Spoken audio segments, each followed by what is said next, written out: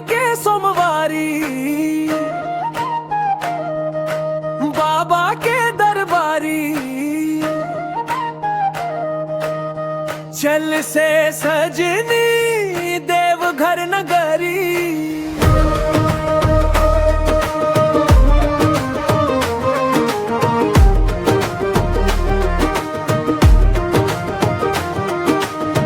कांधे पे कांवर गंगा जल भर ली, बाबा के नमवा से राहियां संवर ली।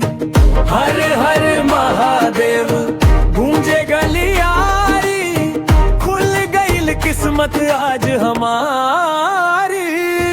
सावन के सोमवारी बाबा के दरबारी, चल से सजनी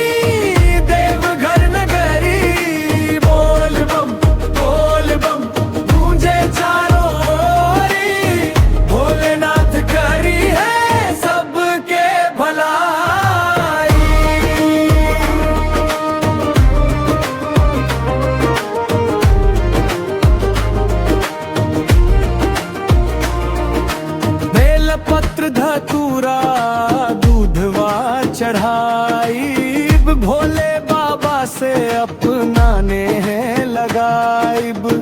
दुख सुख सब तोहरे हवाले भोला, राखी है लाज हमार त्रिपुरारी। मनवा के मंदिर में ज्योति जगाइब, सच्चा भक्ति से द्वार तैयार कराइब।